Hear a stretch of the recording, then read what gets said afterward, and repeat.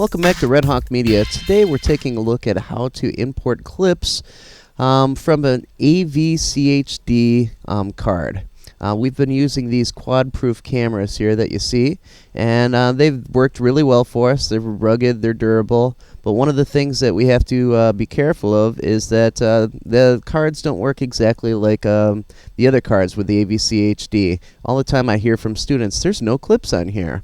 So, first thing, opening these up so that we're not breaking these in the future, we've got a little button that's on the bottom here. You slide that down. Okay, let's try that again. We slide that down, and then we slide over the back door. And it's nice and easy. It should slide easily, and then it pops open. Okay, inside of here, we've got the card area, and we've got all the different plugins here. And then you just push in gently on the card, and it ejects it out. So the card actually pops out like so, and then we can go ahead and we can take that out. Next step is to get it into the computer.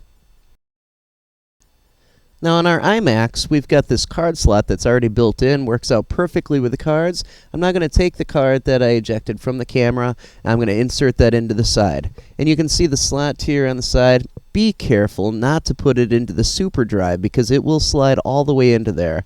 So label facing forward towards you, we slide the card in, and just till it bottoms out there. And try not to bend the card when pushing it in. Once we've got that, then we're ready to go to the import. Here, this is a typical project that I'd set up for one of my tutorials such as this, and what I want to do is I want to take the information that's on the card that I recorded, and I want to import that into our clip here, into our timeline.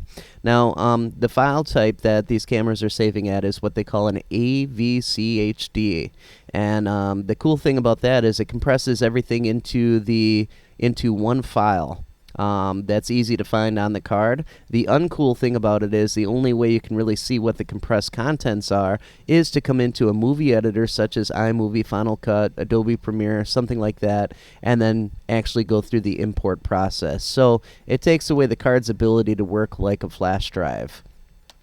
So now in iMovie, I've clicked on Import, and there's a number of ways to get to this. At the top, you can click on Import here. You can go up to File. I believe under File, they might have an option for Import Media. Import Media is what it is. That'll allow you to bring in photos or still pictures. It'll allow you to bring in music, pretty much anything that's not currently in your project. So let's go ahead and click on that.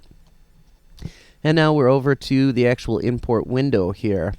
And in here, you have to select wherever your card is plugged in. At this point, in iMovie, it doesn't really know that it's a card. It picks it up as a camera, which works just as fine here. So I click on the camera, which is actually my card, and then I bring up my clips.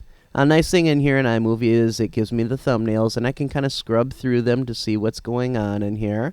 And I have a pretty good idea of what the clip is that I'm going to be using. Okay, so as we've already seen, these are the two clips that were used previously. Now I'm going to go ahead and I'm going to click on one of them. I'm going to hold Shift, and I'm going to click on the other to select them both. Okay, now with both clicks, with both clips selected, I'm going to go ahead and go Import Selected. Now this goes through a bit of a process here. You can see in my library here where it compiles all the clips that I'm using. We've got this little window here on the clip that's actually showing the import progress. Now this is important to point out because if you don't let the clip import entirely before you close out your project or before you even drag it down into the timeline, you're going to run into a lot of problems in iMovie. It gets a little finicky with everything here.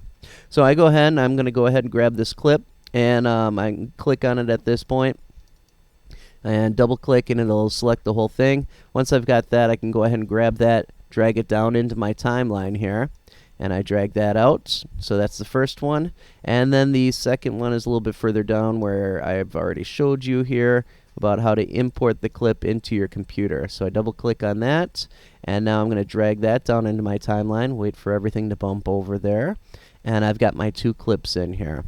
Okay, this is the process for importing AVCHD into your iMovie project. Okay, and now I go ahead and just go through lining everything up like I normally would, look for the audio signatures and that, and piece it all together, and then I export and share.